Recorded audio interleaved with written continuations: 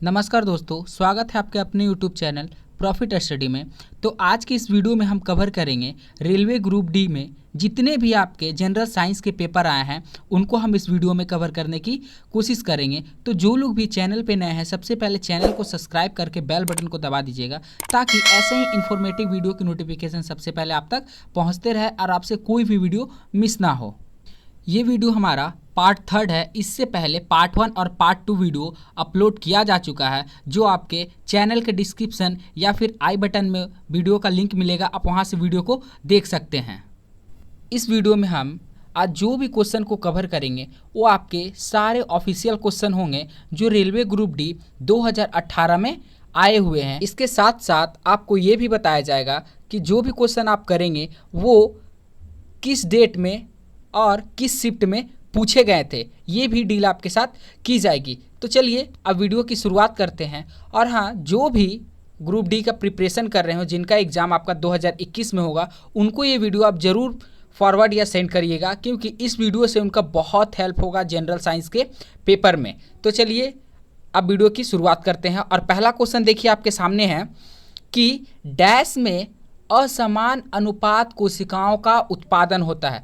इस क्वेश्चन का आपका जो जवाब है वो आपको स्क्रीन पे दिख रहा है कि ये मुकुलन। और ये आपका क्वेश्चन कब आया था, देखिए नीचे लिखा हुआ है आरआरबी ग्रुप डी परीक्षा 3/12/2018 का थर्ड शिफ्ट में आया हुआ क्वेश्चन है। हम लोग सभी क्वेश्चन को शिफ्ट वाइज शिफ्ट आपको करवाते हुए चलेंगे ताकि आपको कोई डाउट नहीं हो। जो भी आपको डाउट हो आप कमेंट बॉक्स में कमेंट करके पूछ सकते हैं, और हम ये कोशिश करेंगे कि इससे रिलेटेड जितने भी और क्वेश्चन बनेंगे वो आपको हम क्लियर करते हुए चले। तो चलिए अगले क्वेश्चन की ओर बढ़ते हैं। जब कोई वस्तु एक समान वितीय गति से घूर्णन करती है तो प्रत्येक बिंदु पर इसका क्या बदल जाता है। इंपॉर्टेंट क्वेश्चन है, ध्यान से आप लोग फिर से एक बार क्वेश्चन को पढ़िए कि जब कोई वस्तु एक समान वितीय गति से घूर्णन करती है तो प्रत्येक बिंदु पर इसका क्या बदल जाता है। तो इस क्वेश्चन का आपका सही जवाब है, राइट आंसर है वेग। जो आपका सर्कुलर मोशन, वितीय गति को इंग्लिश में बोला जाता है सर्कुलर मोशन का बात कर रहा है। तो इसका हर एक पॉइंट पर क्या बोल रहे हैं, सुनिए सही से, हर एक पॉइंट पर इसका जो वेलोसिटी है वो चेंज कर जाता है। आप ग्राफ से देख सकते हैं इसे। अपने स्क्रीन पे जो अभी आप तस्वीर देख रहे हैं ये भी आपका सर्कुलर मोशन मतलब वितीय गति का ही एक एग्जाम्पल है, पर इसे क्या कहते हैं ये मुझे मालूम नहीं। ये आप कमेंट बॉक्स में कमेंट करके बताएंगे कि इसे क्या कहा जाता है। अब चलिए बढ़ते हैं अपने अगले क्वेश्चन की ओर।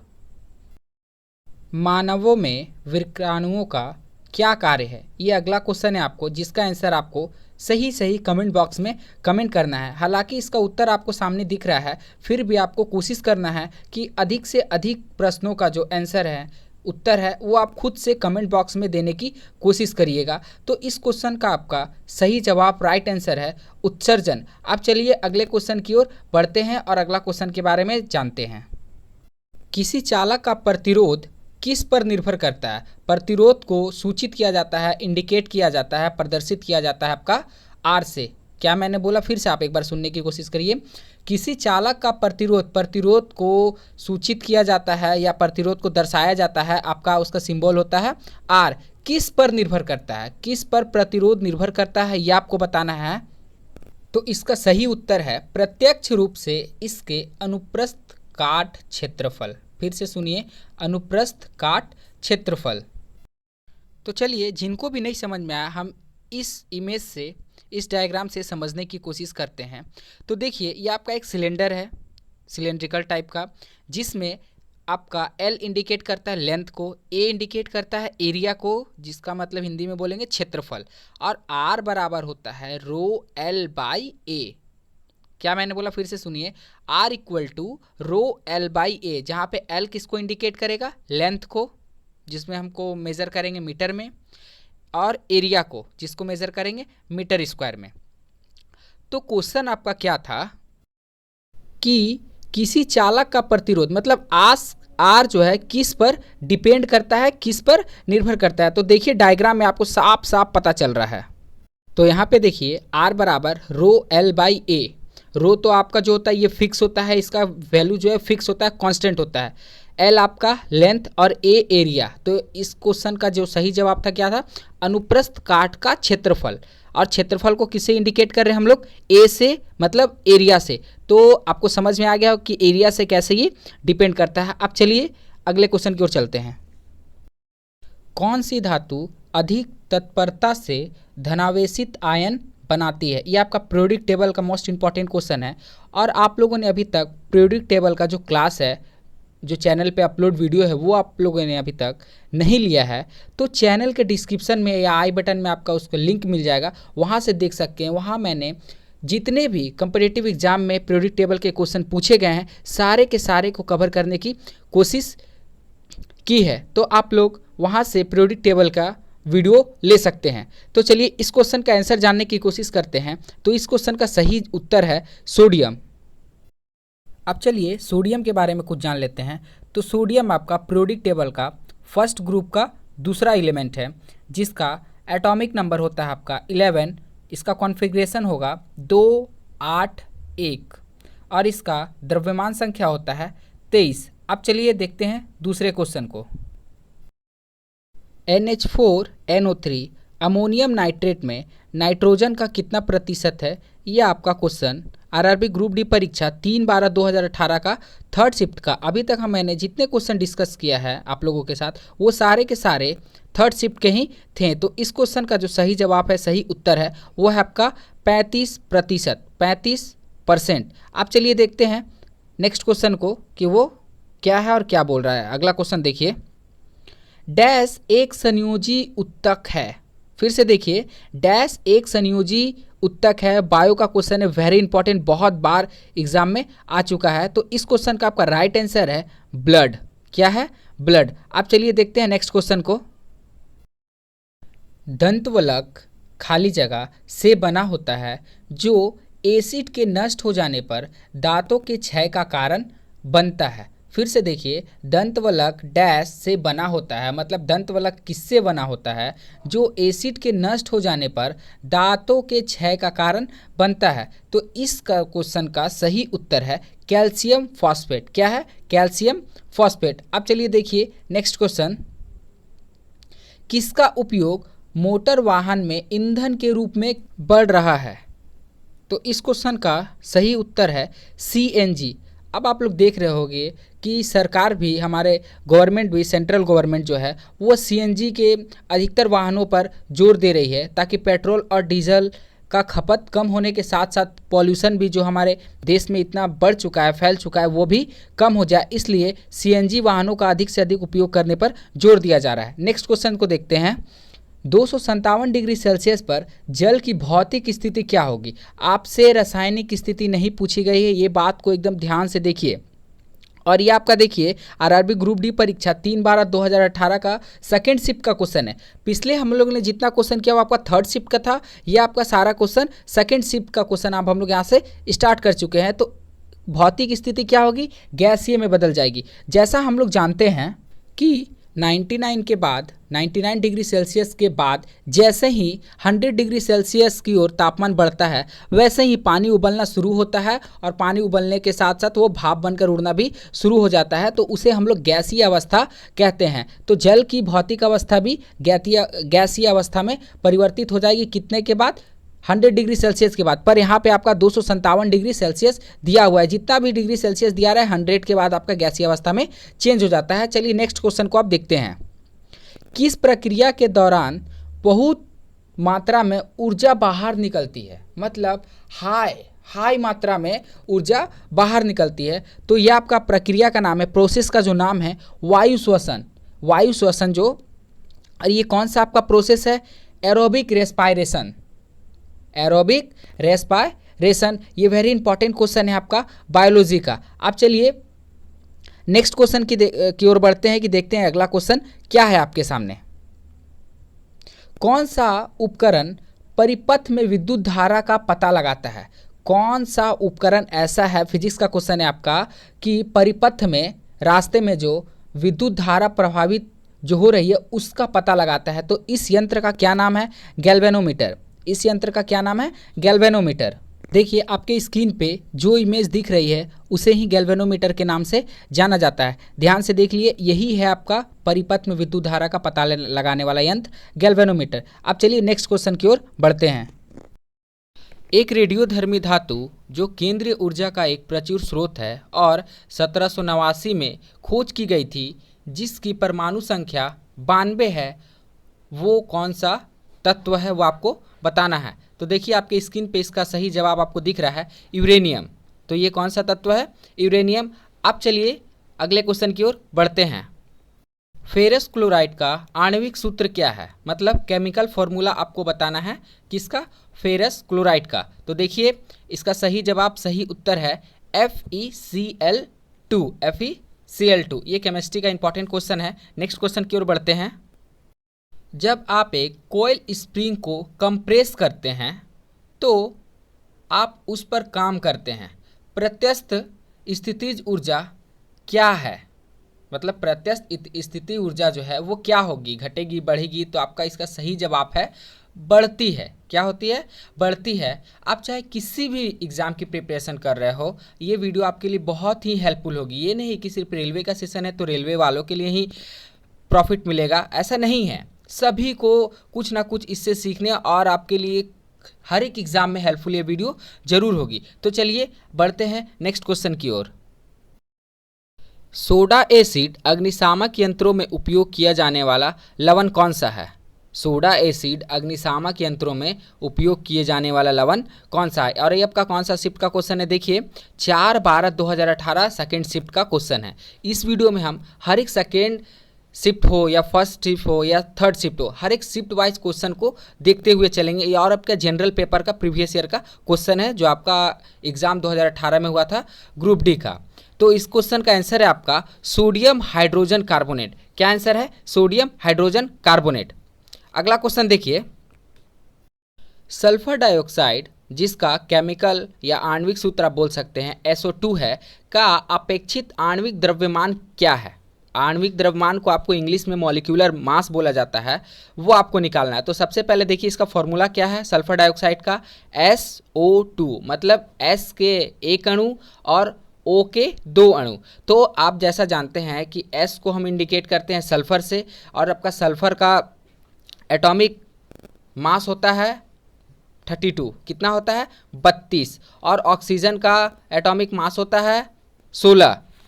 तो यहाँ पे क्वेश्चन में सल्फर का एक अणु और ऑक्सीजन का 2 अणु है। तो सल्फर का एक अणु का आपका मास हो जाएगा 32 और ऑक्सीजन का 2 अणु का मास हो जाएगा आपका 16 × 2, तो इसका 32। तो 32 + 32 को जब हम ऐड करेंगे तो टोटल होगा 64। तो देखिए आपके स्क्रीन पे दिख रहा होगा कि इस क्वेश्चन का जो सही जवाब, सही उत्तर है वो आपका 64 यूनिट। वहाँ पे जो आणविक द्रव्यमान को इंडिकेट करते हैं हम लोग U से, यूनिट से। अब चलिए नेक्स्ट क्वेश्चन की ओर बढ़ते हैं। यदि हम पेड़ की शाखा को तेजी से हिलाएं तो कुछ पत्तियां पेड़ से अलग हो जाती है, यह किसके कारण होता है? अक्सर आप गर्मियों के दिन में देखते होंगे कि क्या होता है कि जब हवाएं चलती है तो पेड़ से बहुत सारे पत्ती झड़कर नीचे गिर जाते हैं, या फिर जब आप पेड़ को एक खुद से भी हिलाओगे तो आप बहुत सारी पत्तियां पेड़ से अलग होकर नीचे गिर जाती है। तो आखिर ऐसा क्यों होता है, इसका क्या कारण है? तो इसका जो मेन कारण है वो है आपका जड़त्व, जिसको इंग्लिश में इनर्शिया बोलते हैं। आपके जड़त्व के और भी बहुत टाइप से क्वेश्चन बनते हैं, तो 1-2 टाइप को हम इस वीडियो में देखते हुए, कवर करते हुए चलेंगे। तो पहला एग्जाम्पल आप लोगों के सामने है। देखिए, जब एक क्रिकेट खिलाड़ी एक गेंद को कैच करता है तो वो देखिएगा अपने हाथों को नीचे की ओर लेके आता है। ऐसा क्यों होता है? ऐसा आपका मेन रीजन इनर्शिया, जिसको हम जड़त्व बोलते हैं, उसके कारण होता है। क्यों? क्योंकि वो जो पर्सन है, जो वो खिलाड़ी है, वो आपका रेस्ट में रहता है, परंतु ये जो आपका गेंद है वो मोशन में आता है। तो गेंद चाहता है कि वो जो व्यक्ति है वो भी मोशन में आए, जिसके कारण ऐसा होता है कि वो जो खिलाड़ी का हाथ है वो आपका नीचे की ओर आता है गेंद को पकड़ने के साथ साथ। अब अगला एग्जाम्पल देखिए। जैसे ही बस खुलता है यात्री पीछे की ओर झुक जाता है। ऐसा भी आपका जड़त्व के कारण ही होता है, और ऐसा आप लोगों के साथ भी जरूर हुआ होगा। अगर इसका कोई और कारण है जो आप लोग को पता हो तो आप लोग कमेंट करके ज़रूर बताइएगा। चलिए अगला एक एग्जाम्पल देखते हैं। और जब बस चलते चलते अचानक ब्रेक लगता है उसमें, तो हम आगे की ओर झुक जाते हैं। ये भी आपका इनर्शिया का ही एग्जाम्पल है। अब चलिए अगले क्वेश्चन की ओर देखते हैं कि अगला क्वेश्चन क्या है। तो देखिए अगला क्वेश्चन आपके सामने है। क्षार का गुण नहीं है। जब ये आपका जिस शिफ्ट में, ये कौन सा शिफ्ट में आपका देखिए 4/12/2018 का सेकंड शिफ्ट का क्वेश्चन है।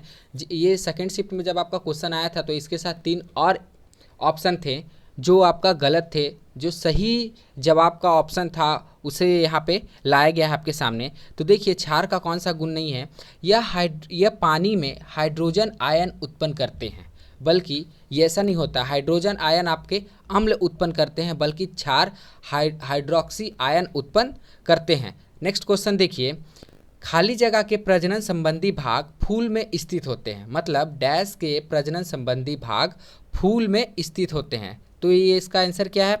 एंजियोस्पर्म। एंजियोस्पर्म के प्रजनन संबंधी भाग जो है वो फूल में स्थित होते हैं। अगर वीडियो आपको अच्छा लग रहा हो तो लाइक और अपने फ्रेंड को ज़रूर शेयर करिएगा जो रेलवे ग्रुप डी या किसी भी एग्ज़ाम का प्रिपरेशन कर रहा हो या कोई भी एग्ज़ाम देने वाला हो, उसके लिए वीडियो बहुत ही हेल्पफुल हो सकती है। हो सके यहाँ से 2 4 5 क्वेश्चन आपके शिफ्ट में आ जाए तो आपके लिए बहुत बड़ी बात हो सकती है। चलिए नेक्स्ट क्वेश्चन की ओर बढ़ते हैं और देखते हैं अगला क्वेश्चन क्या है। निम्नलिखित में से कौन सा मोलस्का संघ से संबंधित नहीं है? ये भी आपका उसी टाइप का क्वेश्चन है कि जब आपका एग्जाम में चार ऑप्शन थे जिसमें से 3 आपका रॉन्ग था और एक राइट जो था वो आपके सामने आपकी स्क्रीन पे है। तो कौन सा मोलस्का संघ से संबंधित नहीं है? तो एटिडोन। इसका क्या आंसर है? राइट, एटिडोन। अब चलिए नेक्स्ट क्वेश्चन की ओर बढ़ते हैं। केरोसिन में कौन सी धातु संग्रहित होती है? मतलब कौन सी धातु को डुबा कर रखा जाता है, हम खुले में ऐसे नहीं रख सकते। अगर खुले में रखेंगे तो वो पर्यावरण के संपर्क में आने से उसमें आग भी लग सकती है। तो कौन सी धातु है? सोडियम। अब चलिए सोडियम के बारे में जान लेते हैं। ऐसे मैंने अभी ये क्वेश्चन आपका दूसरे टाइप से आया था तो मैंने वहाँ पे आपके सोडियम के बारे में बताया था कि इसका आपका एटॉमिक नंबर होता है 11, इसका एटॉमिक मास होता है आपका 23 और ये फर्स्ट ग्रुप का एलिमेंट है। अब चलिए नेक्स्ट क्वेश्चन की ओर मूव करते हैं और देखते हैं नेक्स्ट क्वेश्चन को। देखिए नेक्स्ट क्वेश्चन आपके सामने है और अब जिस क्वेश्चन का भी आंसर आपको पता है, आप जानते हैं, तो उस क्वेश्चन का जो आंसर है वो आप कमेंट बॉक्स में कमेंट करते हुए चलिएगा।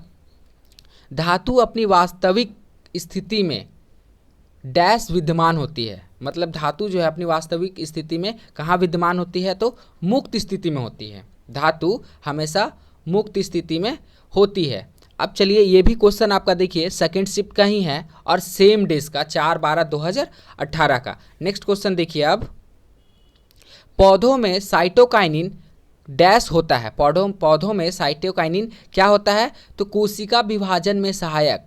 पौधों में साइटोकाइनिन क्या करता है? तो कोशिका विभाजन में आपका सहायक होता है। चलिए नेक्स्ट क्वेश्चन की ओर देखिए, बायोलॉजी का वेरी इंपॉर्टेंट क्वेश्चन है। धनात्मक त्वरण का अर्थ है। तो धनात्मक त्वरण का क्या अर्थ है? अब त्वरण को इंग्लिश में आपको एक्सेलरेशन बोला जाता है और धनात्मक को पॉजिटिव। मतलब पॉजिटिव त्वरण का क्या अर्थ है ये आपको बताना है। तो देखिए आंसर आपकी स्क्रीन पे शो हो रहा है, वस्तु का वेग बढ़ जाना। क्या होता है? वस्तु का वेग बढ़ जाना। आप इसको एक इमेज के माध्यम से भी समझ सकते हैं। तो आप स्क्रीन पे देख सकते हैं एक इमेज आपके सामने है जिसमें आपको 2 वेरिएंट दिखाया गया। पहला में दिखा रहा है कि आपका एक्सेलरेशन जो है वो त्वरण जो है बढ़ रहा है। तो जब हमारा एक्सेलरेशन बढ़ रहा है, त्वरण बढ़ रहा है, तो उसके साथ अब देखिए ऊपर में एक ब्लैक कलर का ग्राफ है जो आपको एक एरो से शो कर रहा है कि वेलोसिटी भी बढ़ रहा है सेम डायरेक्शन में। वेलोसिटी भी सेम डायरेक्शन में बढ़ रहा है। मतलब जिस डायरेक्शन में आपका एक्सेलरेशन है उसी डायरेक्शन में आपका वेलोसिटी भी है। मतलब आपका अगर एक्सेलरेशन त्वरण बढ़ेगा तो आपका वेग भी बढ़ेगा। उम्मीद है कि आप लोग को वीडियो समझ में आ रहा होगा। तो चलिए आप देखते हैं नेक्स्ट क्वेश्चन की ओर बढ़ते हैं। विद्युत धारा की एसआई इकाई क्या होती है? मतलब विद्युत धारा का आपको एसआई यूनिट पूछा जा रहा है। तो इसका सही जवाब है आपका एम्पियर। एम्पियर होता है विद्युत धारा का एसआई यूनिट। ये आपका तीसरा सेट है प्रीवियस ईयर वीडियो का। इससे पहले 2 प्रीवियस ईयर वीडियो और चैनल पे अपलोड हो चुकी है। अगर वो आप लोगों ने नहीं देखा है तो चैनल के डिस्क्रिप्शन में लिंक है, सबसे पहले उसे आप लोग देख लीजिए, क्योंकि उसमें भी ऐसे ही इन्फॉर्मेटिव और प्रीवियस ईयर क्वेश्चन की बात की गई है। और आपका आरपीएफ का भी प्रीवियस ईयर पेपर जो सिर्फ साइंस का, जनरल साइंस को फोकस करते हुए किया गया है, वो भी आपका चैनल पे अपलोड है। अब चलिए इस क्वेश्चन को देखिए। गति का दूसरा समीकरण स्थिति और डैश के बीच संबंध दर्शाता है। मतलब सेकेंड इक्वेशन ऑफ मोशन का बात कर रहा है क्वेश्चन में। तो इसका सही जवाब है समय, मतलब टाइम को शो करता है। आज जब आपको दूसरा इक्वेशन पूछा है तो हो सके अगले एग्जाम में आपका पहला या तीसरा इक्वेशन भी पूछ सकता है, या फिर सेम क्वेश्चन को ही दोबारा रिपीट किया जा सकता है, क्योंकि आप लोग जानते हैं रेलवे में अधिकतर क्वेश्चन को रिपीट किया जाता है। जनरल साइंस, जीके, जीएस जो भी हो, मैथ को, ये मैथ या रीजनिंग के सिर्फ वैल्यूएबल क्वेश्चन को अलग से दिया जाता है। तो देखिए हमारा पहला क्वेश्चन क्या है, पहला समीकरण देखिए, v equal to u plus a t, v equal to u plus a t. आप दूसरा समीकरण देखिए, s equal to u t plus half a t square. ये आपका दूसरा समीकरण है जो आपका क्वेश्चन बोला है स्थिति और किसके भी संबंध को दर्शाता है। तो दूसरा इक्वेशन भी आप लोगों ने देख लिया। अब बात करते हैं थर्ड इक्वेशन, जो लास्ट इक्वेशन है, v square equal to u square plus 2as। क्या है थर्ड इक्वेशन, देखिए फिर से, v square equal to u square plus 2as। तो ये तीनों इक्वेशन जो है वेरी इंपॉर्टेंट है। एक नया क्वेश्चन आपका जनरल साइंस से इसमें आ ही जाता है हर एक एग्जाम में। अब चलिए नेक्स्ट क्वेश्चन की ओर बढ़ते हैं। कार्बोक्सिलिक अम्ल के सोडियम या पोटेशियम क्षार को क्या कहा जाता है? सोडियम और पोटेशियम क्षार को और किस नाम से जाना जाता है, ये क्वेश्चन आपसे पूछ रहा है। तो इसका सही जवाब है आपका साबुन, जिसको डिटर्जेंट भी बोलते हैं इंग्लिश में। अब देखिए यहाँ कार्बोक्सिलिक अम्ल का आपका स्ट्रक्चर फॉर्मूला है, जो आप हायर क्लास में हो सके आप में से कोई पढ़े होंगे। तो देखिए COOH, COOH कार्बोक्सिलिक का ग्रुप फार्मूला जिसको बोला जाता है वो है। अब चलिए बढ़ते हैं अगले क्वेश्चन की ओर, और वीडियो अच्छा लगे तो लाइक और अपने फ्रेंड को जरूर शेयर करिएगा। यदि किसी गतिमान पिंड की चाल दुगनी कर दी जाए तो क्या होगा? पिंड की चाल को आपको दुगनी करने बोल रहा है क्वेश्चन। तो इसका सही जवाब है, देखिए आपके सामने, इसका संवेग 2 गुना हो जाता है। मतलब संवेग को इंडिकेट करते हैं P से, P बराबर होता है mv। तो देखिए P बराबर हो गया mv, P को बोलते हैं मोमेंटम, m को मास और v से वेक्टर। तो इसमें क्या बोल रहा है कि इसका संवेग बढ़ जाता है। अब जब देखिए v मतलब वेलोसिटी, अब वेलोसिटी को जब हम 2 गुना कर देंगे तो आपका मोमेंटम भी 2 गुना हो जाएगा, संवेग भी 2 गुना हो जाएगा। अब आइए नेक्स्ट क्वेश्चन। अब ये देख के आपको डरना नहीं है, बहुत लोग ये आप इमेज देख कर डर रहे होंगे। तो देखिए क्वेश्चन सबसे पहले देखिए क्या है, किस प्रकार के जानवरों की छोटी आंत सबसे लंबी होती है? तो आंसर देखिए इस क्वेश्चन का आपका शाकाहारी। क्या है? शाकाहारी। और ये देखिए जो बाहर में आपका जो है लेयर उसको बोलते हैं बड़ी आंत, और जो अंदर में आपको छोटा छोटा दिख रहा है वो आपकी छोटी आंत है। तो चलिए नेक्स्ट क्वेश्चन की ओर बढ़ते हैं। और यहाँ से देखिए आपका टाइप भी चेंज हो गया है, 5/12/2018 का फर्स्ट शिफ्ट का क्वेश्चन है ये सब। क्वेश्चन देखिए, ओरिजिन ऑफ स्पेसीज नामक पुस्तिका किसके द्वारा लिखी गई है? ओरिजिन ऑफ स्पेसीज नामक पुस्तिका जो है वो किसके बारे में लिखी गई है? तो आपका चार्ल्स डार्विन के द्वारा ओरिजिन ऑफ स्पेसीज नामक पुस्तिका लिखी गई है। परागकण के बाद डैश होता है, मतलब परागकण के बाद क्या होता है? तो उर्वरन। देखिए आप इमेज देख रहे होंगे आपकी स्क्रीन पे, इसके इमेज भी आपको दिख रही है। अब नेक्स्ट क्वेश्चन की ओर बढ़िए। अब देखिए विद्युत मोटर के संबंध में निम्नलिखित में से कौन सा कथन गलत है? विद्युत मोटर केवल दिष्ट धारा द्वारा संचालित होते हैं, ये आपका आंसर है। अब बहुत लोगों को ये नहीं पता होगा कि आखिर विद्युत मोटर क्या है और ये दिष्ट धारा क्या है। मतलब धारा मतलब हो गया आपका इलेक्ट्रिसिटी, करंट। दिष्ट धारा को इंग्लिश में आपको डायरेक्ट करंट बोला जाता है, जो सीधा रेखा में गमन करता है सेम डायरेक्शन में, उसे बोला जाता है दिष्ट धारा। तो चलिए नेक्स्ट क्वेश्चन की ओर बढ़ते हैं और अगला क्वेश्चन को देखते हैं कि अगला क्वेश्चन क्या है। डबल रोटी और बियर को बनाने में प्रयुक्त ईस्ट एक प्रकार का क्या होता है, वो आपको बताना है। ये क्वेश्चन बोल रहा है कि डबल रोटी जो आप देखते होंगे ब्रेड और बियर, ये दोनों तो आप लोग जानते ही होंगे, मुझे बताने की ज़रूरत तो है नहीं। बनाने में प्रयुक्त ईस्ट, उसमें एक फंगस टाइप का कुछ होता है, फंगस होता है, जिसके कारण ही बियर और डबल रोटी बन पाता है। तो इसका जो आंसर है वो आपका है फंगस, जिसको इंग्लिश में फंगी बोलते हैं। चलिए नेक्स्ट क्वेश्चन को देखिए। रेगिस्तानी पौधे की बाह्य त्वचा, जिसको एपिडर्मिस कहा जाता है, में डैश मतलब खाली जगह की एक मोटी मोमी परत होती है। तो किसकी मोटी मोमी परत होती है ये बतानी है। तो आपको देखिए आंसर में लिखा हुआ है क्यूटिन। क्या लिखा हुआ है? क्यूटीन। तो क्यूटीन जो है इस क्वेश्चन का सही जवाब है। अब चलिए नेक्स्ट क्वेश्चन की ओर बढ़िए। देखिए अगला क्वेश्चन, एक टकराव में खाली जगह डैश हमेशा की बचत की जाती है। मतलब एक टकराव में किसकी बचत होती है? हमेशा संवेग की। अभी पिछला क्वेश्चन में हम लोगों ने यही देखा था। तो अब देखिए संवेग का आपका फॉर्मूला होता है P बराबर एम भी, जिसको संवेग को P से इंडिकेट किया जाता है, और एम भी इसका सूत्र होता है द्रव्यमान गुना वेग, मास गुना वेलोसिटी। अब इसका ऐसा यूनिट भी बहुत बार एग्जाम में पूछा जाता है। तो इसका ऐसा यूनिट है केजी मीटर पर सेकेंड। क्या है? केजी मीटर पर सेकेंड। और इसका सीजीएस में देख लीजिए, वो तो आपका ऐसा यूनिट था। अब सीजीएस में यूनिट क्या है? ग्राम सेंटीमीटर पर सेकेंड। तो सोचिए हम लोग एक क्वेश्चन से कितना क्वेश्चन हो गया। सबसे पहले आपका मेन क्वेश्चन जो है, दूसरा में आपका संवेग बराबर क्या होता है इसका फॉर्मूला, तीसरा में इसका एसआई यूनिट, और चौथा में सीजीएस यूनिट। मतलब एक क्वेश्चन, मेन क्वेश्चन से हम लोग 4 क्वेश्चन को टच करते हुए चल रहे हैं। चलिए अब नेक्स्ट क्वेश्चन की ओर बढ़िए। समान रासायनिक गुण वाले 2 तत्वों के लिए निम्नलिखित में से कौन सा कथन सही है?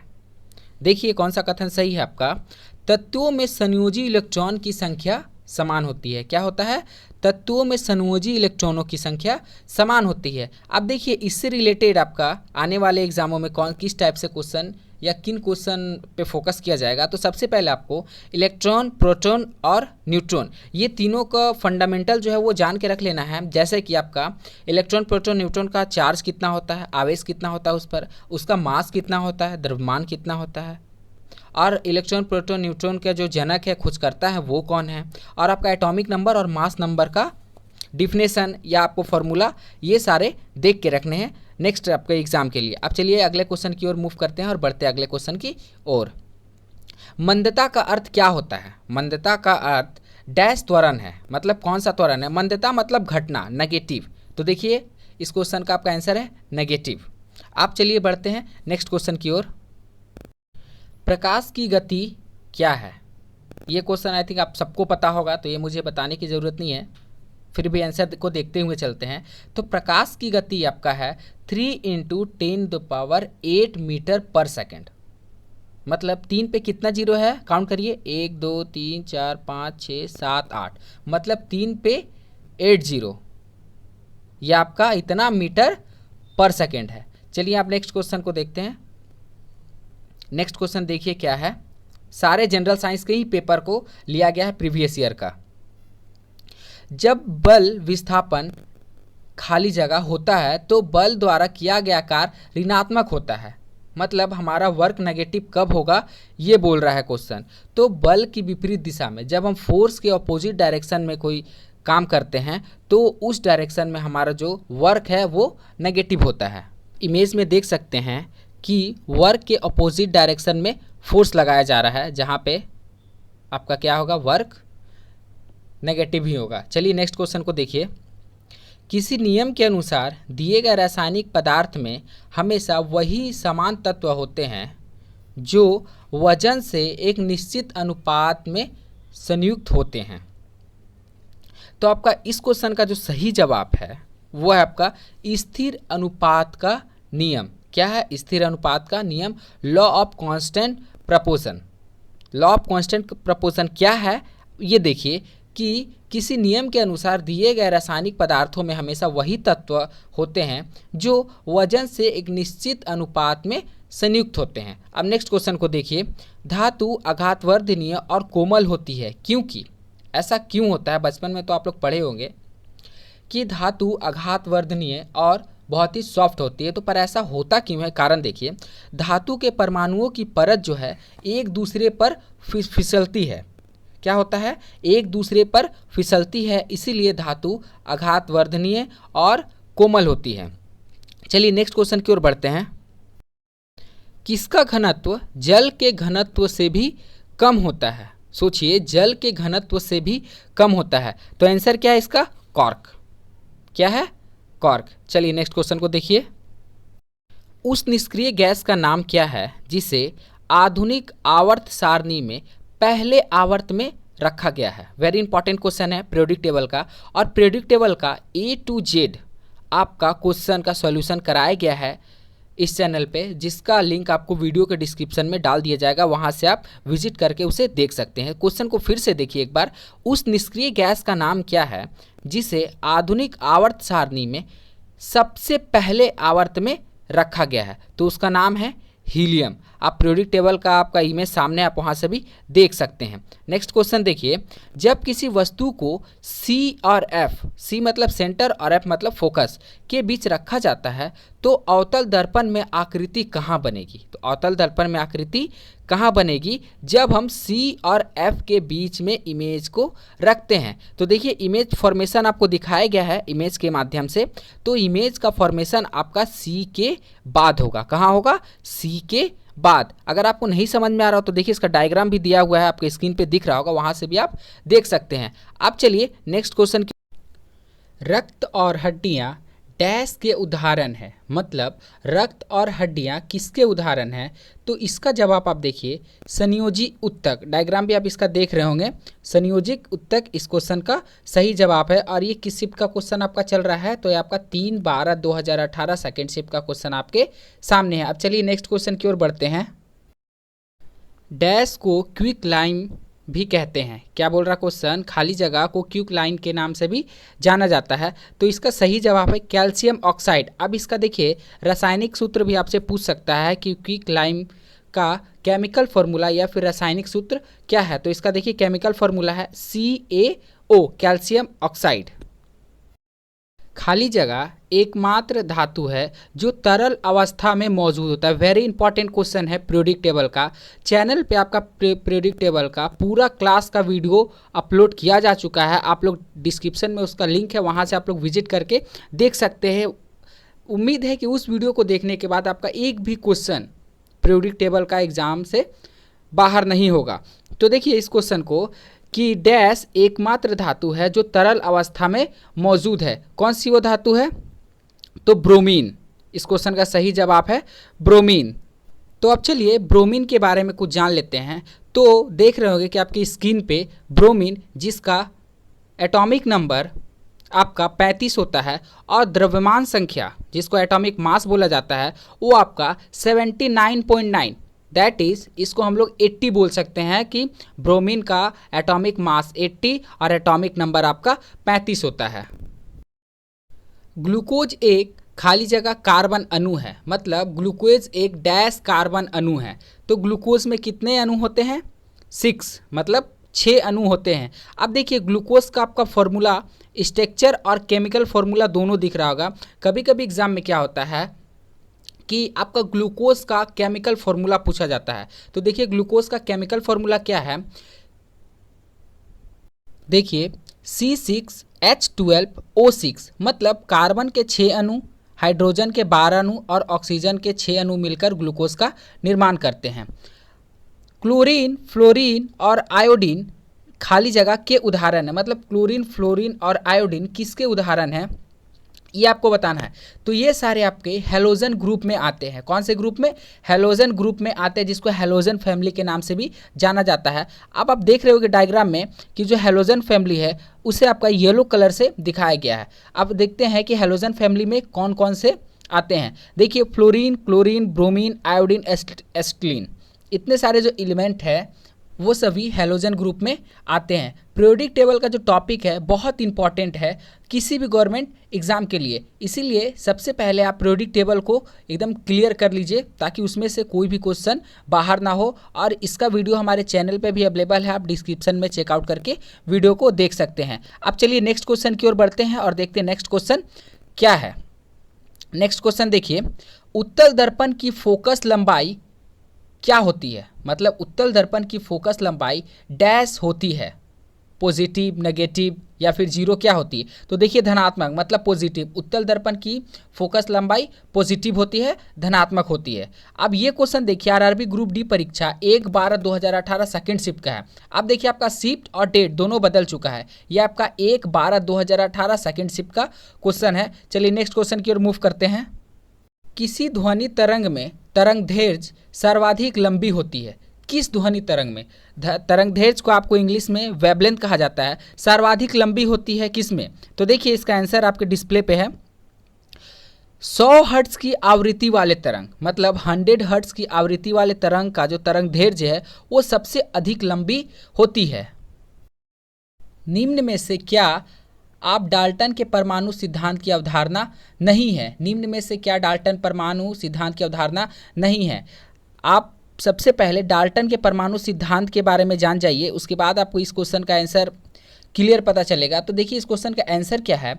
सभी पदार्थ छोटे कणों से मिलकर बने होते हैं जिन्हें अणु कहा जाता है। ये आपका किसका अवधारणा नहीं है? डाल्टन के परमाणु सिद्धांत का अवधारणा नहीं है। मतलब डाल्टन ने ये नहीं बताया था कि सभी पदार्थ छोटे कणों से मिलकर बने होते हैं जिसे अणु के नाम से जाना जाता है। नेक्स्ट क्वेश्चन को देखिए, मनुष्यों में पुरुषों के यौन गुणसूत्र में डैश समूह होता है। मतलब पुरुषों के यौन गुणसूत्र में कौन सा समूह होता है ये आपको बताना है। तो इसका सही जवाब, सही उत्तर है XY गुणसूत्र, सॉरी XY समूह। अब चलिए नेक्स्ट क्वेश्चन की ओर मूव करते हैं। ठोस सतह द्वारा किसी भी वस्तु पर सामान्य दिशा में लगाया गया बल को क्या कहा जाता है? ठोस सतह पर बोल रहा है आपको, सॉलिड सरफेस पे जब हम किसी वस्तु पर बल लगाते हैं तो उसे क्या कहते हैं? जैसे मान लीजिए आप किसी चीज़ को धक्का दे रहे हैं सॉलिड सरफेस पे, तो उसे हम क्या बोलेंगे? उस फोर्स को या जो हम बल लगा रहे हैं उसको क्या बोलेंगे? तो देखिए इसका सही जवाब आपका सामान्य बल। कौन सा बल के नाम से उसे हम जानेंगे? सामान्य बल, मतलब नॉर्मल फोर्स के नाम से हम उसे जानते हैं। चलिए नेक्स्ट क्वेश्चन की ओर बढ़ते हैं और देखिए नेक्स्ट क्वेश्चन आपका क्या है।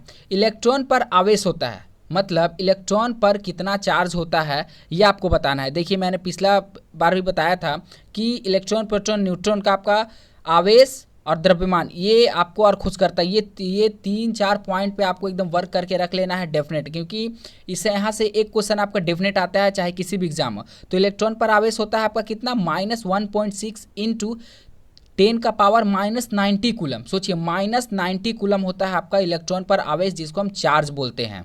अब चलिए हम चलते चलते एक एक करके आपके प्रोटॉन, न्यूट्रॉन और इलेक्ट्रॉन पर भी एक नज़र डालते चलते हैं। तो सबसे पहले देखिए प्रोटॉन, जिसको इंडिकेट करते हैं हम लोग P का पावर प्लस, इसका चार्ज आपका क्या होता है? पॉजिटिव 1.6 इंटू 10 का पावर -90 कूलम। मतलब ये इलेक्ट्रॉन का अपोजिट होता है। इलेक्ट्रॉन में क्या होता है? -1.6 इंटू 10 का पावर -90 कूलम। पर प्रोटॉन में क्या होता है कि माइनस की जगह प्लस हो जाता है और सेम वैल्यू रहता है 1.6 इंटू 10 का पावर -90 कूलम।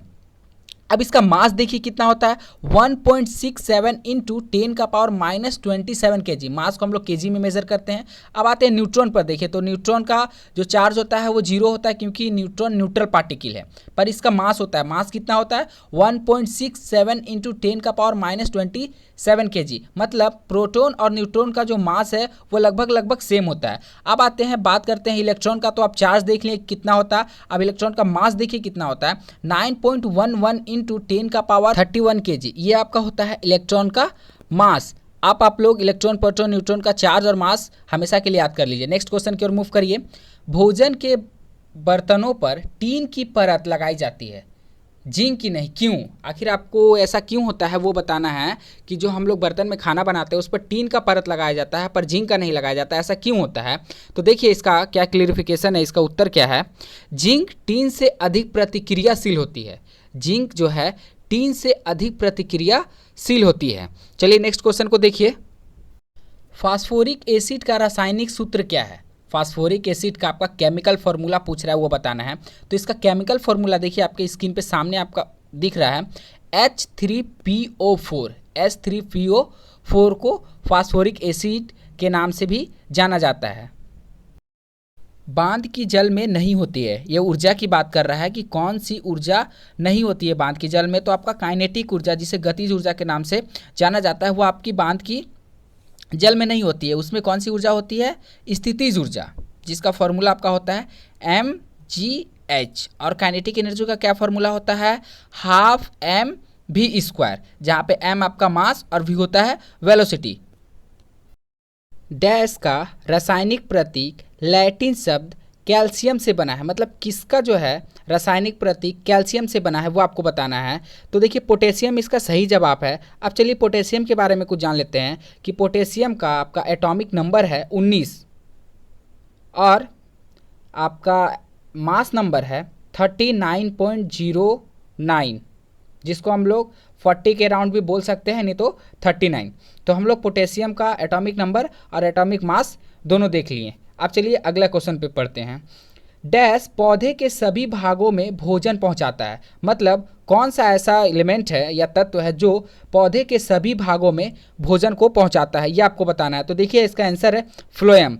फ्लोएम क्या काम करता है कि जितने भी पेड़ पौधे होते हैं सभी के भागों में भोजन पहुंचाने का काम किसका है? फ्लोएम। तो उम्मीद है कि ये क्वेश्चन आप लोग को अच्छे से समझ में आ गया होगा। वीडियो अगर अच्छा लगा हो तो अपने फ्रेंड को जरूर शेयर करिएगा और लाइक जरूर करिएगा। अब चलिए नेक्स्ट क्वेश्चन की ओर बढ़ते हैं और ये आपका 1/12/2018 का सेकंड शिफ्ट का सारा क्वेश्चन अभी तक चल रहा है। किसी वस्तु की स्थिर अवस्था में या गति की अवस्था में परिवर्तन रोधकता प्रवृत्ति क्या कहलाती है? परिवर्तन रोधकता प्रवृत्ति को हम लोग किस नाम से जानते हैं? तो जड़त्व। जड़त्व के बारे में मैंने पूरी जो इसकी कहानी थी कि जड़त्व क्या होता है, कैसे लगता है, जब हम बस में बैठते हैं, जब बस आगे बढ़ती है तो हम पीछे की ओर क्यों झुक जाते हैं, बस में ब्रेक लगने पे हम आगे की ओर क्यों झुकते हैं, ये सारा बात मैंने बता दिया है आप लोगों को। अब चलिए नेक्स्ट क्वेश्चन की ओर मूव करते हैं और ये आपका देखिए शिफ्ट और डेट दोनों चेंज हो गया। आपका 26/10/2018 का थर्ड शिफ्ट का क्वेश्चन आपसे यहाँ से स्टार्ट हो गया है। बिना कोशिका भित्ति वाले बहुकोशिकीय प्राणियों को किस समूह के अंतर्गत रखा जाता है? मतलब बिना कोशिका भित्ति वाले बहुकोशिकीय प्राणी को किस समूह के अंतर्गत, मतलब किस ग्रुप के अंतर्गत रखा जाता है, ये आपको बताना है। तो क्या है आंसर? देखिए एनीमिलिया।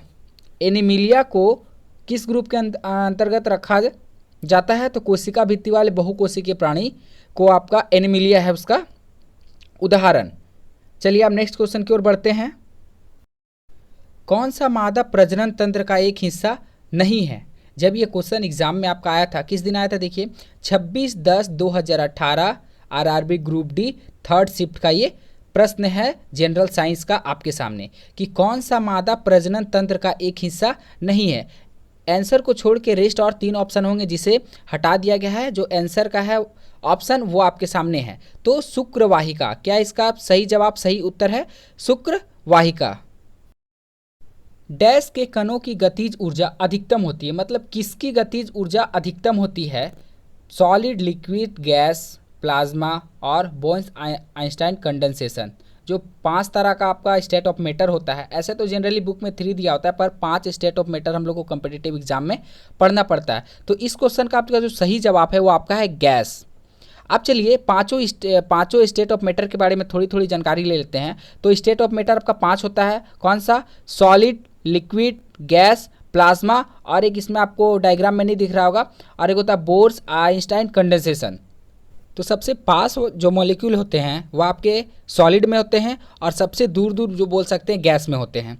तो देखिए अब ऐसा भी क्वेश्चन आता है कि जब सॉलिड से लिक्विड स्टेट चेंज करता है तो उस प्रोसेस को हम क्या बोलते हैं? तो उस प्रोसेस को मेल्टिंग के नाम से जाना जाता है। सॉलिड मान लीजिए बर्फ़, और आपका लिक्विड में मतलब पानी में जब चेंज हो गया तो उस प्रोसेस को क्या बोलते हैं? मेल्टिंग। अब आपका जब लिक्विड से गैस, मतलब जब पानी उबल कर आपका गैस में चला जाता है, एवोपोरेट हो जाता है, तो उस प्रोसेस को क्या करते हैं?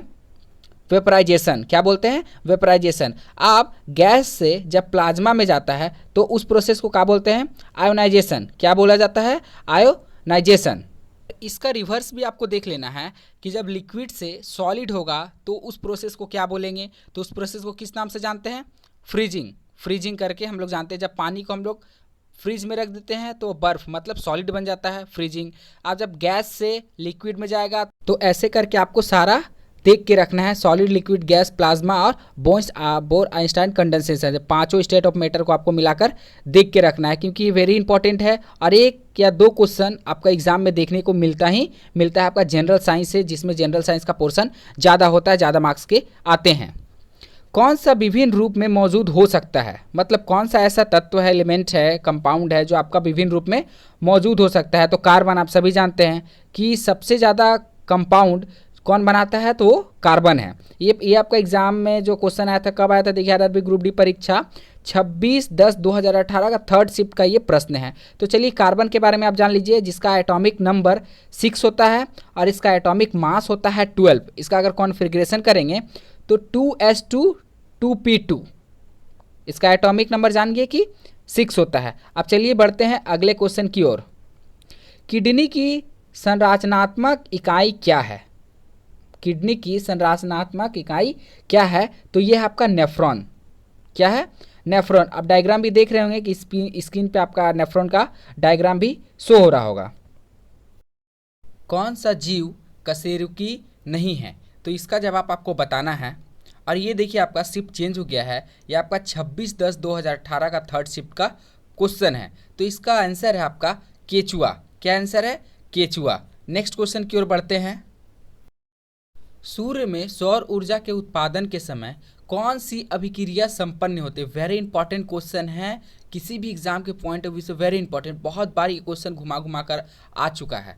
तो इस क्वेश्चन का जो सही उत्तर है, सही आंसर है, वह है आपका नाभिकीय संलयन। नाभिकीय संलयन इसका सही जवाब है। अब बहुत लोगों को ये नहीं पता होगा कि नाभिकीय संलयन क्या होता है और नाभिकीय संलयन किसे कहते हैं। तो देखिए आपको कुछ डायग्राम शो हो रहा होगा, यहाँ पे कुछ इमेजेस शो हो रहेगी। संलयन, संलयन मतलब ये होता है कि दो अणुओं को मिलाकर एक अणु बनाना, मतलब जोड़ना, ऐड करना। संलयन जोड़कर मिलाकर एक अणु का निर्माण करना, उसे ही संलयन के नाम से जाना जाता है। अब चलिए नाभिकीय संलयन के कुछ उदाहरण, कुछ एग्जाम्पल देखते हैं कि उनमें क्या क्या आता है।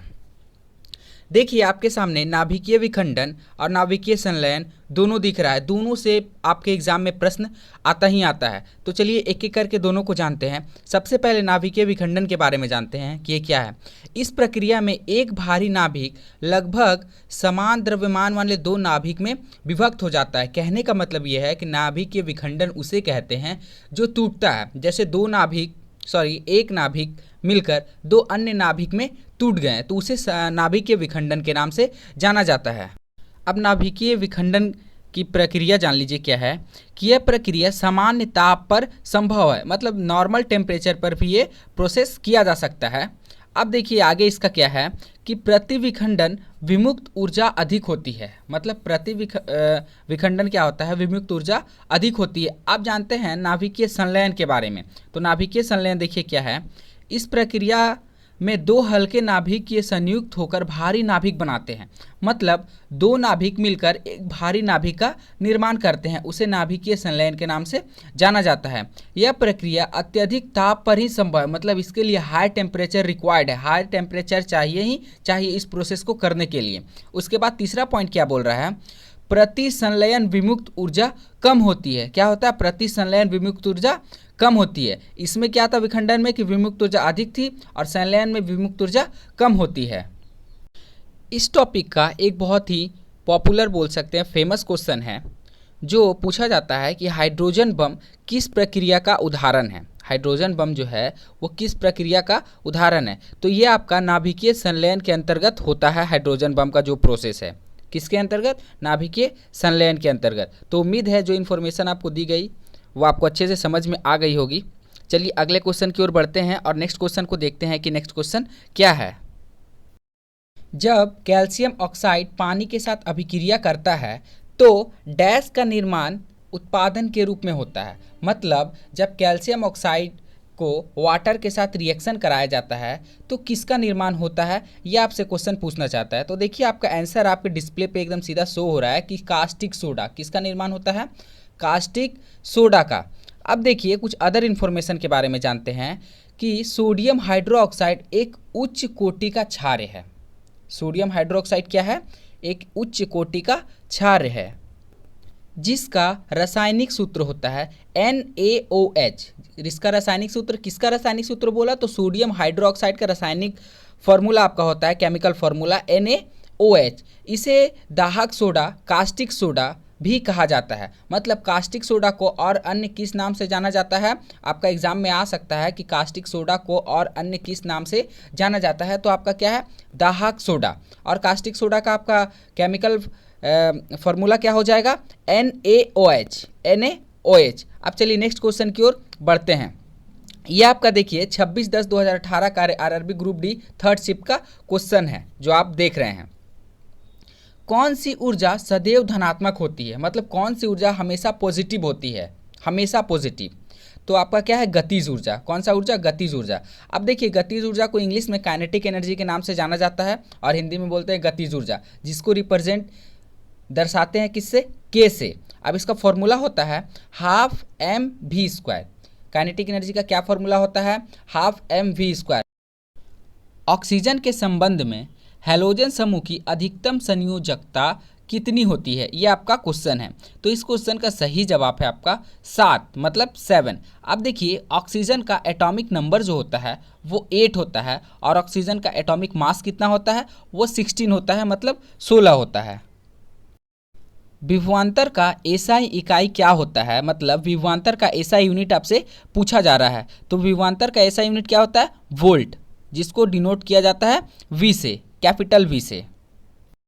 मेंडलीव के आवर्त सारणी में तत्वों को किस क्रम में व्यवस्थित किया गया था। वेरी इंपॉर्टेंट क्वेश्चन, बहुत बार एग्जाम में रिपीट हो चुका है ये क्वेश्चन, वेरी इंपॉर्टेंट, कि मेंडलीव की आवर्त सारणी में तत्वों को किस क्रम में व्यवस्थित किया गया था, कैसे अरेंज किया गया था, वो आपको बताना है। तो इसका सही जवाब है आपका परमाणु द्रव्यमान के बढ़ते क्रम में। कैसे, परमाणु द्रव्यमान के बढ़ते क्रम में। पर जो पहला वाला पीरियोडिक टेबल था उसको अरेंज किया गया था परमाणु क्रमांक के बढ़ते क्रम में। पर अभी वाला आवर्त सारणी को जो व्यवस्थित किया गया है वो आपका परमाणु द्रव्यमान के बढ़ते क्रम में इसका सही जवाब है। अंडे को अंडाशय से गर्भाशय तक किसके द्वारा ले जाया जाता है। वेरी इंपॉर्टेंट बायो का क्वेश्चन है कि अंडे को अंडाशय से गर्भाशय तक किसके द्वारा ले जाया जाता है। तो बीजवाहिका इसका सही जवाब है इस क्वेश्चन का। किसी वस्तु का जड़त्व मापने की इकाई क्या है, किसी वस्तु का जड़त्व हम कैसे मापते हैं, वो क्वेश्चन है आपका। तो इसका सही जवाब है आपका द्रव्यमान, मास। और ये आपका देखिए आरआरबी ग्रुप डी परीक्षा 26/10/2018 का थर्ड शिफ्ट का क्वेश्चन है। कब का है, 26/10/2018 का थर्ड शिफ्ट का क्वेश्चन आप देख रहे हैं। डैश पॉलीमर का उपयोग फर्श की टाइल बनाने में किया जाता है। फर्श की टाइल आप लोग टाइल्स देखे होंगे, वो बनाने में किया जाता है। तो किस पॉलीमर का यूज़ किया जाता है। तो इसका सही जवाब है पीवीसी। कौन सा पॉलीमर है, पीवीसी, जिसका पूरा नाम है आपका पॉलीविनाइल क्लोराइड। क्या नाम है, पॉलीविनाइल क्लोराइड। बहुत बार एग्जाम में सिर्फ पीवीसी का फुल फॉर्म भी पूछा गया है, तो आप लोग याद रखिएगा कि पीवीसी का फुल फॉर्म क्या है, पॉलीविनाइल क्लोराइड। क्या है, पॉलीविनाइल क्लोराइड। आप चलिए नेक्स्ट क्वेश्चन की ओर बढ़ते हैं और नेक्स्ट क्वेश्चन को देखिए कि नेक्स्ट क्वेश्चन क्या है। आवर्त सारणी में कौन सा समूह जीरो समूह के रूप में भी जाना जाता है, मतलब शून्य समूह के रूप में भी जाना जाता है। तो समूह 18 मतलब ग्रुप 18 को हम लोग जीरो ग्रुप के नाम से भी जानते हैं। अब देखिए आपको इमेज में साफ साफ दिख रहा होगा कि ग्रुप 18 में कौन कौन से एलिमेंट आते हैं। तो कौन से हैं, helium, neon, argon, krypton, xenon, radon, इतने सारे जो एलिमेंट है आपका ग्रुप 18 में आते हैं। अब चलिए बढ़ते हैं नेक्स्ट क्वेश्चन की ओर। धातुओं के ऑक्साइड जैसी अशुद्धता युक्त धातुओं की शुद्धिकरण के लिए कौन सी प्रक्रिया प्रयुक्त की जाती है, मतलब धातुओं को शुद्धिकरण के लिए, प्योर बनाने के लिए कौन सा प्रक्रिया को आजमाया जाता है, वो आपका क्वेश्चन है। तो कौन सा प्रक्रिया, देखिए पोलिंग। उस प्रक्रिया को किस नाम से जानते हैं हम लोग, पोलिंग। आपको डायग्राम से भी दिख रहा होगा ABCD 3 चरण में ये होता है आपका पोलिंग प्रोसेस। चलिए नेक्स्ट क्वेश्चन की ओर बढ़ते हैं। डैश ने वंशानुक्रम के नियमों का प्रतिपादन किया था। किसने वंशानुक्रम नियमों का प्रतिपादन किया था। तो कौन थे वे, ग्रेगरी मेंडल। कौन थे, ग्रेगरी मेंडल। अब देखिए उनका तस्वीर भी आपको दिख रहा होगा साफ साफ स्क्रीन पे कि ग्रेगरी मेंडल कौन थे। जैविक विकास को डैश के तौर पर परिभाषित किया गया है। जैविक विकास को किसके तौर पर परिभाषित किया गया है। तो देखिए इसका सही जवाब है प्राकृतिक चयन। क्या है, प्राकृतिक चयन। पानी के 5 अणुओं का द्रव्यमान क्या है। पानी के 5 अणुओं का द्रव्यमान क्या है। तो देखिए 90 यूनिट। कितना है, 90 यूनिट। अब देखिए इसका क्लेरिफिकेशन आपको नीचे दिया गया है कि 1 मोल पानी हाइड्रोजन के 2 मोल और 1 मोल ऑक्सीजन से बना होता है। ठीक है, इसका द्रव्यमान 18 ग्राम होता है, मतलब एक पानी के अणु का जो आपका द्रव्यमान है वो 18 ग्राम होता है। तो 5 मोल पानी का द्रव्यमान 90 ग्राम होगा। 18 गुना 5 करेंगे तो 90 ग्राम आपका आएगा। डैश में ऑक्सीकरण और अपचयन दोनों होते हैं, मतलब ऑक्सीडेशन और रिडक्शन दोनों होते हैं, वैसे प्रोसेस को क्या बोला जाता है, वैसे रिएक्शन को क्या बोला जाता है? तो उस रिएक्शन को हम रेडॉक्स अभिक्रिया के नाम से जानते हैं। कौन सा अभिक्रिया है वो? रेडॉक्स अभिक्रिया, मतलब रेडॉक्स रिएक्शन। लैक्टिक अम्ल डैश में सबसे तेजी से ग्लाइकोजन में परिवर्तित होता है, मतलब लैक्टिक का किस में सबसे तेजी से ग्लाइकोजन में परिवर्तित होता है? तो किस में होता है आपका? यकृत में। देखिए यकृत का डायग्राम भी शो हो रहा है आपके स्क्रीन पे। यकृत में सबसे तेजी से परिवर्तित होता है ग्लाइकोजन। अच्छी तरह से विभेदित प्रजनन ऊतकों के साथ पौधे जो अतंत बीज बनाते हैं वो कहलाते हैं, वो क्या कहलाते हैं? तो देखिए फेनरोगम। कौन सा है? फेनरोगम। अगर इस क्लास का आपको पीडीएफ चाहिए तो हमारा टेलीग्राम चैनल प्रॉफिट स्टडी को ज्वाइन कर लीजिएगा। वहाँ पे जितनी भी क्लासेस होती हैं उनकी वीडियो अपलोड करने के बाद चैनल पे पीडीएफ डाल दी जाती है। तो वहाँ से आप पीडीएफ, सारे क्लास के पीडीएफ अवेलेबल है, वहाँ से आप डाउनलोड करके देख सकते हैं। और चलिए क्वेश्चन को आगे बढ़ाते हैं। कौन ऊर्जा का नवीकरणीय स्रोत नहीं है? कौन ऊर्जा का नवीकरणीय स्रोत नहीं है? तो इसका सही जवाब है आपका गैसोलीन। क्या है? गैसोलीन। अल्ट्राफिल्ट्रेशन संबंधित है, वेरी इंपॉर्टेंट है, और बहुत लोग के लिए नाम भी नया होगा कि अल्ट्राफिल्ट्रेशन क्या है। तो देखिए अल्ट्राफिल्ट्रेशन संबंधित है किससे? तो ये मलत्याग से संबंधित है। किससे? मलत्याग से। कार्बन डाइऑक्साइड के एक मोल में होते हैं कितने अणु? तो देखिए 6.022 इंटू 10 का पावर 23। ये 10 का पावर 23 है, आप 1023 मत समझ लीजिएगा आप लोग, वो 10 का पावर 23 है। जब विस्थापन प्रयुक्त बल की दिशा के लंबवत हो तो बल द्वारा किया गया कार्य क्या होता है? फिर से सुनिए, वेरी इंपॉर्टेंट क्वेश्चन है फिजिक्स का आपका। जब विस्थापन प्रयुक्त बल की दिशा के लंबवत हो तो बल द्वारा किया गया कार्य क्या होता है? तो बल द्वारा किया गया कार्य आपका शून्य होता है, 0 होता है। निम्न में से डैश एक कमजोर बल है, मतलब वीक फोर्स कौन सा है वो आपको बताना है। तो गुरुत्वाकर्षण बल जो है वो सबसे कमजोर बल, वीक फोर्स के नाम से जाना जाता है। अब देखिए गुरुत्वाकर्षण का जो फॉर्मूला है वो क्या होता है। अब देखिए एक मास और इधर 2 मास, m1 m2, और इस पर दोनों का अलग अलग फोर्स है f1 f2। अब g बराबर क्या होगा? m1 into m2 by R square. G बराबर होगा m1 into m2 by R square. सीधा सीधा बहुत बार आपको इस फॉर्मूला को भी पूछा गया है। गति का नियम किसने दिया था? वेरी इजी क्वेश्चन है, इसका जवाब कमेंट बॉक्स में ज़रूर बताइएगा कि गति का नियम किसने दिया था। फिर भी जाते जाते इसका आंसर पे एक बार फोकस करते हुए चलते हैं। तो न्यूटन सही जवाब है इस क्वेश्चन का। न्यूटन का फोटो भी आप देख रहे होंगे अपने स्क्रीन पे। किसी वस्तु का प्रतिबिंब उसके वास्तविक आकार का प्राप्त करने के लिए वस्तु को उत्तल लेंस के सामने कहाँ रखा जाना चाहिए? वस्तु को उत्तल लेंस के सामने कहाँ रखा जाना चाहिए? तो वस्तु को 2f1 पर रखना होगा हमें, वस्तु का प्रतिबिंब उसके वास्तविक आकार का प्राप्त करने के लिए। कहाँ पे? 2f1 पर। और ये देखिए आपका 25/10/2018 का सेकेंड शिफ्ट का क्वेश्चन है। किसका? आरआरबी ग्रुप डी का।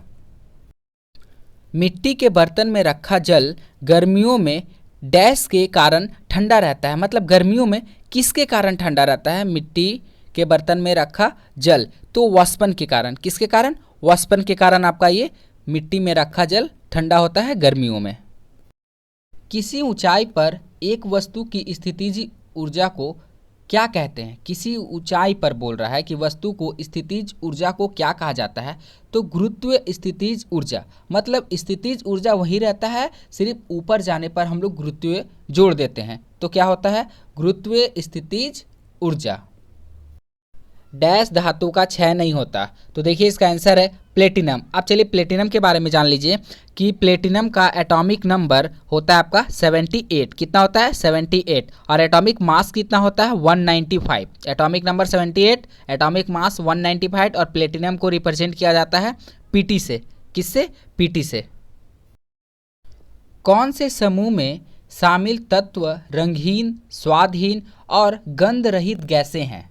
वेरी इंपॉर्टेंट है। देखिए पीरियोडिक टेबल का आप देख रहे होगे, हर एक शिफ्ट में 1 से 2 क्वेश्चन आपको देखने को मिल रहा है हर शिफ्ट में। ये देखिए आपका आरआरबी ग्रुप डी परीक्षा 25/10/2018 का सेकंड शिफ्ट का है, चाहे सेकंड शिफ्ट हो, थर्ड शिफ्ट हो या फिर फर्स्ट शिफ्ट हो, हर एक शिफ्ट में आपको 1 से 2 क्वेश्चन पीरियोडिक टेबल का देखने को मिल रहा है। तो इस क्वेश्चन का सही जवाब है जीरो समूह। अब देखिए आपका जीरो समूह में कौन कौन से गैसें हैं, helium, neon, argon, krypton, xenon, radon, ये सारे जो गैसें हैं वो आपके जीरो समूह या फिर हम बोल सकते हैं कि ग्रुप 18 के एलिमेंट है पीरियोडिक टेबल के। कितने के? पीरियोडिक टेबल के ग्रुप 18, और जिसको ग्रुप जीरो शून्य के नाम से भी जाना जाता है। अब चलिए नेक्स्ट क्वेश्चन की ओर बढ़ते हैं और नेक्स्ट क्वेश्चन देखते हैं कि क्या है। निम्नलिखित में से सबसे तन्य धातु कौन सा है? तो सबसे तन्य धातु आपको पता होता है कि गोल्ड है, और गोल्ड का एटॉमिक नंबर होता है आपका 79 और एटॉमिक मास होता है 196.9 है, इसीलिए हम लोग इसको 197 पढ़ेंगे। क्या? और इसको किससे इंडिकेट किया जाता है? AU से। गोल्ड का साइन क्या है? AU। लार में डैश एंजाइम होता है, लार में कौन सा एंजाइम होता है? तो देखिए आंसर आपका एमाइलेज। कौन सा एंजाइम होता है? एमाइलेज। और आपका पूरा फेस का डायग्राम, फेस के साथ साथ आपका माउथ का जो इंटरनल स्ट्रक्चर है वो आप डायग्राम में देख सकते हैं। सल्फर की परमाणुकता क्या है? सल्फर की परमाणुकता क्या है? तो ये देखिए बहुपरमाणुक है। क्या है? बहुपरमाणुक। आप देखिए सल्फर का एटॉमिक नंबर और एटॉमिक मास के बारे में जान लीजिए। तो सल्फर का एटॉमिक नंबर आपका है 16, कितना? 16, और सल्फर का एटॉमिक मास है 32, कितना? 32 है, और ये आपका एक नॉन मेटल है। चलिए अब नेक्स्ट क्वेश्चन की ओर बढ़ते हैं और नेक्स्ट क्वेश्चन को देखिए कि नेक्स्ट क्वेश्चन क्या है आपके सामने। इलेक्ट्रिक बल्ब का फिलामेंट के लिए विशेष रूप से प्रयोग होने वाली धातु का क्या नाम है? वेरी इंपॉर्टेंट क्वेश्चन है कि इलेक्ट्रिक बल्ब का जो फिलामेंट होता है उसके लिए कौन सा धातु प्रयोग में लाया जाता है, उसका नाम आपको बताना है। तो कौन सा धातु है? वह टंगस्टन। क्या है? टंगस्टन। अब देखिए यह बल्ब का आपको इमेज दिख रहा होगा, उसमें देखिए जो आपका ऊपर का होता है जो वाइट दिखता है वो आपका होता है ग्लास। उसमें कौन सा गैस भरा होता है? जो उसका फिलामेंट है इलेक्ट्रिक बल्ब का वो आपका किससे बना होता है? टंगस्टन से। वायर के बारे में और बेस के बारे में इसमें ये भी क्वेश्चन आता है बहुत बार कि इलेक्ट्रिक बल्ब में कौन सा गैस भरा जाता है। आप चलिए नेक्स्ट क्वेश्चन की ओर मूव करते हैं और नेक्स्ट क्वेश्चन को देखते हैं। मोटर गाड़ी का ओडोमीटर क्या मापता है? मोटर गाड़ी का ओडोमीटर क्या मापता है? तो ये आप सब कुछ जानते हैं कि ओडोमीटर में जो भी हम लोग स्पीड देखते हैं वो आपका किसका मेजर करता है? दूरी का। किसका? दूरी का। तो आज का सेशन का आपका लास्ट क्वेश्चन देखिए क्या है। पौधों में जलवाष्प के रूप में जल की हानि को क्या कहा जाता है? मतलब जल की हानि जो होता है पौधों में उसे क्या, किस नाम से जाना जाता है? तो उसे आपका वाष्पोत्सर्जन के नाम से जाना जाता है। किस नाम से?